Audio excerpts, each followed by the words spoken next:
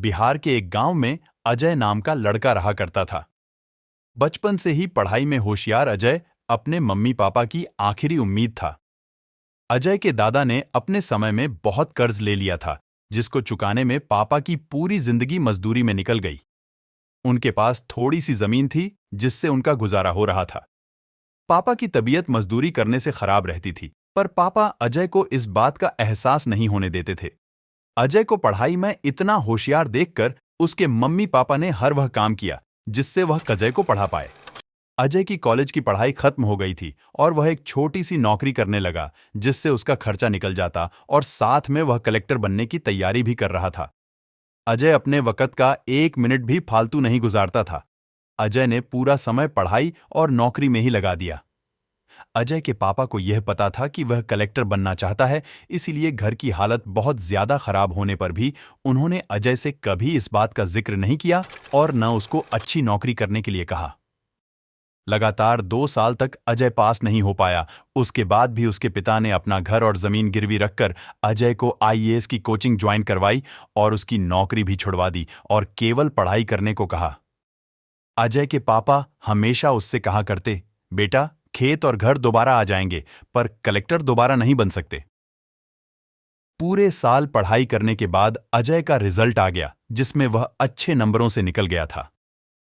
आज उसके पिता से ज्यादा खुश कोई नहीं था। ऐसा लग रहा था जैसे अजय का सपना पूरा होने वाला है, पर भगवान को कुछ और ही मंजूर था। अजय का कल इंटरव्यू था और सुबह से उसके पापा की तबीयत खराब थी।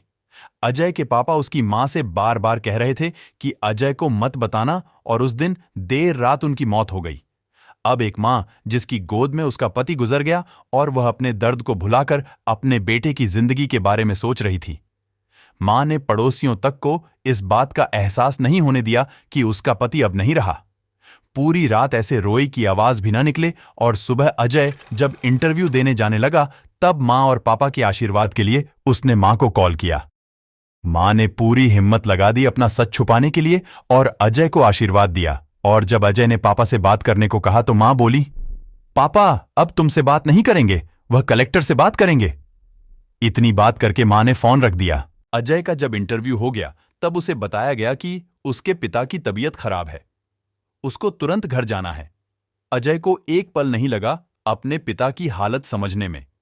घर पहुंचकर पिता के पैरों में गिरकर वह जोर जोर से रोने लगा और कहने लगा, पापा उठो, देखो मैं कलेक्टर बन गया। आज उसके पिता को वह खुशी मिली थी जिसका उनको वर्षों से इंतजार था, पर आज वह इस दुनिया में नहीं थे। भगवान अजय के पिता की जिंदगी में सुख लिखना ही भूल गए थे। पहले वे अपने पिता के कर्ज में जिंदगी भर मजदूरी करते रहे और फिर बेटे के सपनों में फिर घर और जमीन गिरवी रखनी पड़ी। वह जिंदगी में कर्ज लेकर आए और कर्ज लेकर चले गए। अजय के पिता को भले ही जिंदगी में कुछ हासिल न हुआ हो, पर वह अपने लड़के को इस काबिल बना गए कि वह अपनी 7 पुश्तों को बैठे बैठे खिला पाए। अजय की मां ने जो उस रात किया, जिसको करने का जज्बा बहुत कम लोगों में होता है। जब अजय कलेक्टर बनकर घर आया तब मां ने अजय से कहा, बेटा, तुम आज इतने बड़े बन गए हो कि हाजरों गरीबों का भला कर सकते हो।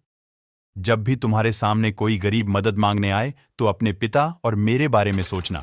मैं तुम्हारे बराबर पढ़ी लिखी और समझदार तो नहीं हूं, पर इतना जरूर जानती हूं, गरीब आदमी की बहुत मजबूरी होती है। तुम कभी किसी का बुरा मत करना। शिक्षा। दोस्तों, इस कहानी से हमें यह शिक्षा मिलती है कि वक्त कितना भी खराब हो, हम उसे बदल जरूर सकते हैं।